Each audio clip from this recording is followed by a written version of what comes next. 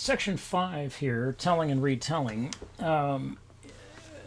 concerns one of the issues that I sort of hinted at on the last O'Brien Day, which is that it may be that in retelling something, you can begin to feel, I'm beginning to get at something that's at the center. There's this thing at the center which we can call the events that occurred.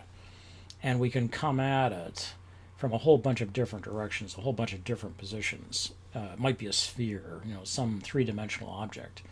And we're trying to get at it. What did it mean? What does it mean? And what did it mean to different people and to different stakeholders and so on? And so on page 81, O'Brien says this, and this is a fundamental postmodern position, which is all you can do is tell it one more time, patiently, adding and subtracting, making up a few things to get at the real truth. Page 81. So this concept of telling it and telling it and telling it, and this repetition, makes a lot of sense if you think about it. And so to give you an idea, let's have a look at exactly that. Okay, so here's an example of precisely this issue. Okay, so here's a narrative, which is it just one narrative or is it many? Okay, have a look. You can have faith in people. Only the deals you make with them. People are only as good as the deals they make and keep.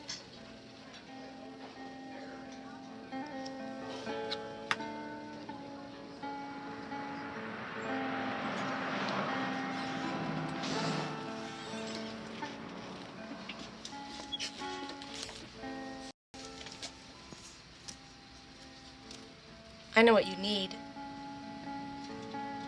Excuse me? You need a woman. Oh? That girl is crazy. I know, but I like her. Yeah, but she's leaving town. So I've heard. So come on, what do you say? I know what you need. Excuse me? You need a woman. Oh? That girl's crazy. I know, but I like her. But she's leaving town. So I've heard. So come on, what do you say? I know what you need. Excuse me? You need a woman. Oh? That girl's crazy. I know, but I like her. But she's leaving town. So I've heard. So come on, what do you say? I know what you need. Excuse me? That girl's crazy. This is from Hal Hartley's wonderful film, The Unbelievable Truth.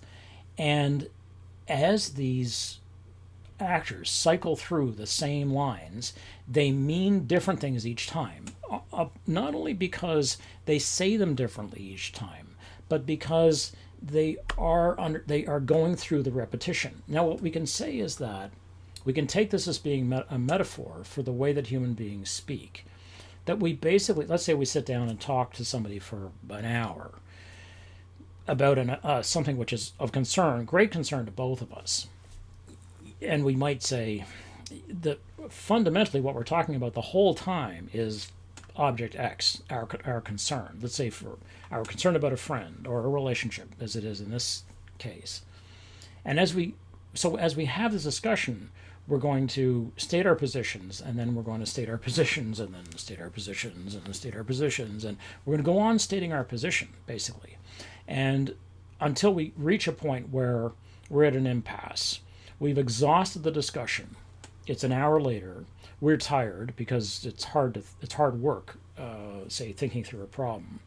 And it's emotional hard work as well. Let's say we're working on something between us, some problem that's occurred between us as friends, or something which has happened to a friend of ours, whatever it might be. But there's a certain fatigue that sets in, and you're like, okay, I can't think about this anymore. And you back up. By agreement, everybody backs up and says, okay, can we talk about something else, and you move on. It may be that what we're really doing, even though we think we're having a discussion, is pretty well one way or another restating our case, A, and the other person B. And you're like, well, A prime. And the person's like, yeah, well, B prime. And you're like, well, A prime 2. And they're like, yeah, B prime 2, and so on. So this goes on, but we think we're saying something different.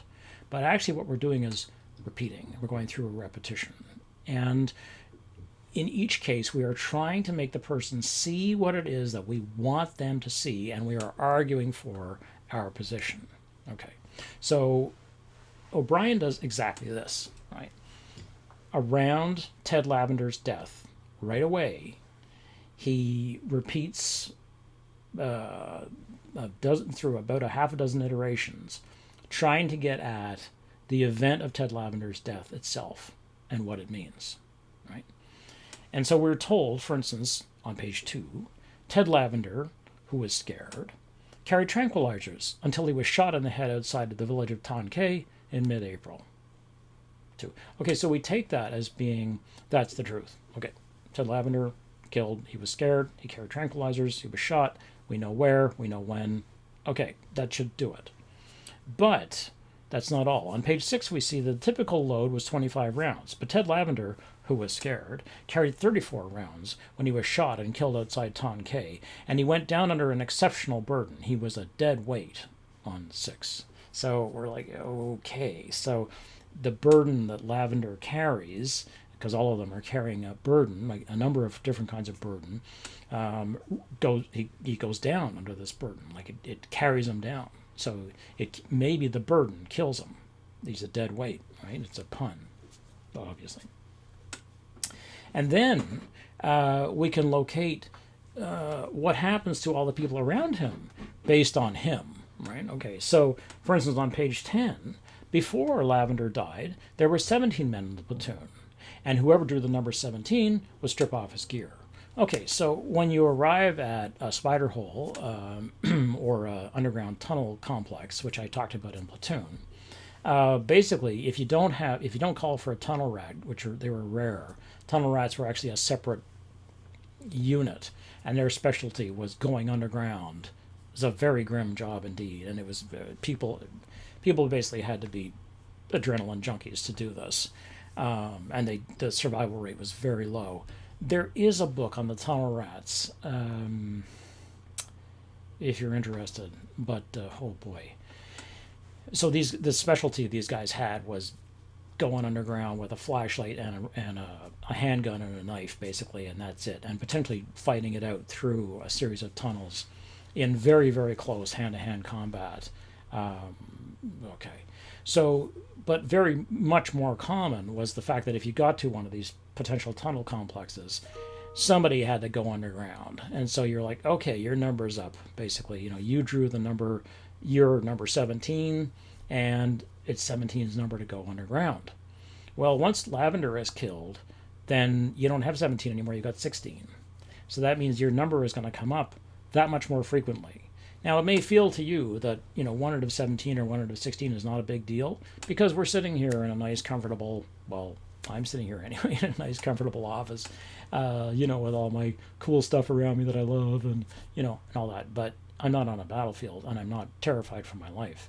So I would want to have as many people between me and having to go underground as I possibly could get. But because Ted Lavender is dead now, that changes my story and everybody else's story. Right? So we're orbiting around that too. That's page 10. And after his death, the squad then has to assume the burden of his life, what his life was, right? And time and space are also fixed around Lavender, right? On page 15, after the chopper took Lavender away, Lieutenant Jimmy Cross led his men into the village of Tonkay. They burned everything. So we can mark before essentially an atrocity, although it was policy to have burned out the Vietnamese and pushed them out of their village. It was not considered to be an atrocity. It is obviously an atrocity, but anyway, it was considered. This was American military policy. So what we can do is say, before this point, this village stood. After this point, it didn't. And the death brings about the burning. Is the sort of suggestion or the implication here that one thing creates the other. The death of the man creates in Jimmy Cross the determination to wipe out this village, which we see again in Platoon. Right? The Zippo raid, which is what these are called, also creates in Jimmy Cross the determination to focus on being a commander, right? The morning after Ted Lavender died, First Lieutenant Jimmy Cross crouched at the bottom of his foxhole and burned Martha's letters on 22. So it's like, no, he was distracted. He feels that the reason Lavender got killed on his watch, when he takes responsibility for this, is that he was distracted, and so he's going to burn all the distractions, particularly Martha's letters and his never to be consummated relationship with Martha. It never happens. So the men are in a circle around Lavender's death, and they're trying to make sense of it, and they're fixing their coordinates about it in space and time and morality and so on, just the way that Armin Bowker is as he goes around the lake. And the lake are these repetitions. So the repetitions are a way of coming at the thing again and again and again, without saying that any one of them is exactly true, but that each one has a moment of the truth in it. Maybe this is a way of proceeding. Right? So it isn't all hopeless.